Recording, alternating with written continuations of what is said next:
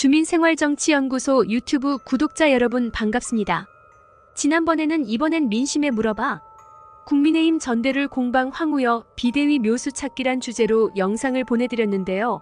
정치인의 목적은 다양한 사회적, 경제적 상황과 문제를 고려하여 국가 또는 지역의 발전과 민생을 위해 노력하는 것입니다. 그러나 주민 여러분 어떻습니까? 과연 구의원, 시의원, 국회의원, 구청장, 시장들이 위와 같은 정치인의 목적을 제대로 실천하고 있다고 보십니까?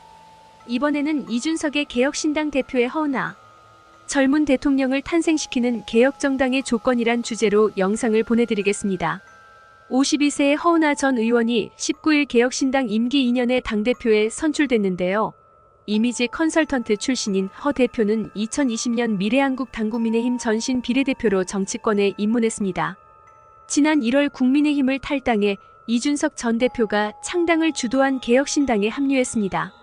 허 대표는 대표 수락 연설에서 2026년 지방선거에서 돌풍을 일으키고 2027년 대통령 선거에서 개혁신당의 젊은 대통령을 탄생시키겠다고 했으며, 허 대표는 당원 투표 50%, 일반인 여론조사 25%, 권역별 현장 평가 25%의 결과를 합산해 38.38%를 얻었다.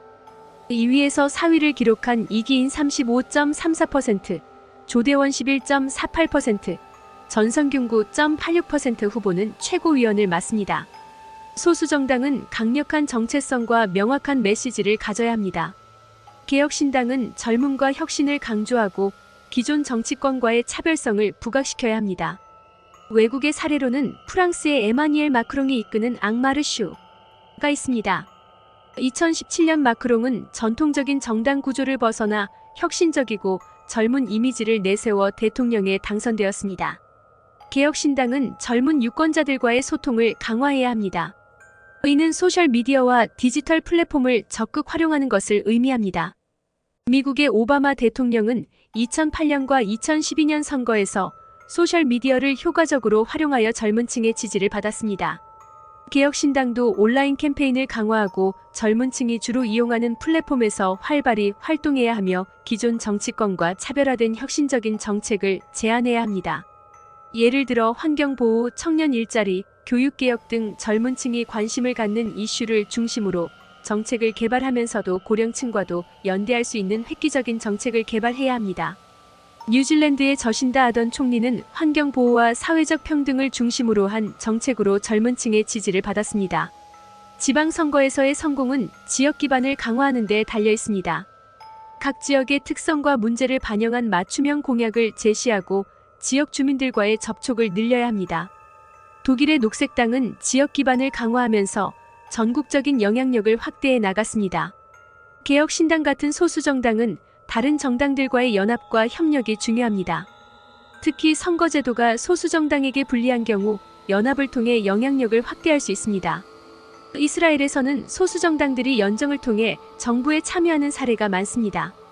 개혁신당도 다른 개혁적인 소수정당들과의 협력을 모색해야 하며 젊은 리더를 발굴하고 육성하는 시스템을 구축해야 합니다. 정당 내에서 젊은 정치인들이 성장할 수 있는 환경을 마련하고 이들에게 중요한 역할을 부여해야 합니다. 캐나다의 저스틴 트리도 총리는 젊은 나이에 당대표가 되어 새로운 세대를 대표하는 리더로 자리 잡았습니다. 정당 운영에서 투명성을 강조하고 당원들의 참여를 증대시켜야 합니다. 당원들이 직접 정책 결정에 참여할 수 있는 시스템을 도입하여 당원들의 만족도와 결속력을 높여야 합니다.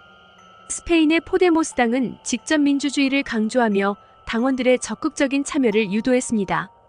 개혁신당이 성공적으로 젊은 대통령을 탄생시키려면 강력한 정체성과 명확한 메시지, 젊은 층과의 소통, 혁신적인 정책, 지역 기반 강화, 연합과 협력, 젊은 리더십 발굴, 투명성과 참여 증대 등을 전략적으로 추진해야 합니다. 이를 통해 개혁신당은 2026년 지방선거에서 돌풍을 일으키고 2027년 대통령 선거에서 성공적인 결과를 도출할 수 있을 것입니다. 그리고 정치인들이 선거에서 당선되기 위해서는 생활정치 유튜브를 효과적으로 제작하여 지역 주민들에게 홍보함으로써 선거에 당선되기 위한 발판을 마련할 수 있겠지요. 아무리 지역 주민과 소통하고 지역의 어려움을 해소하는 데 앞장서며 투명한 활동 보고를 통해 지역 사회 발전에 기여했다 하더라도 지역 사회에 효과적으로 알리지 못하면 정치인으로서의 발전을 기대할 수가 없는 것입니다. 중도표의 80%가 유튜브에서 나오고 있습니다. 정치인이 1인 미디어인 유튜브를 활용하지 않는다면 정치를 포기한 것이나 다름없다는 말이 수도권을 중심으로 전국으로 확산되고 있습니다. 유튜브를 활용하여 1만 명 이상의 구독자를 확보하고 있으면 선거에서는 50%를 먹고 들어간다는 것이 시대적 현실입니다. 지역사회에서 생활정치 유튜브 제작을 원하시는 정치인이나 후보자님들이 있다면 010-2242-7909 카톡으로 연락을 주시면 생활정치 유튜브 제작 지원센터에서 자세하게 안내해 드리겠습니다. 이 영상이 마음에 드신다면 구독과 좋아요 꼭 눌러주시면 감사하겠습니다. 다음 영상에서 또 만나요.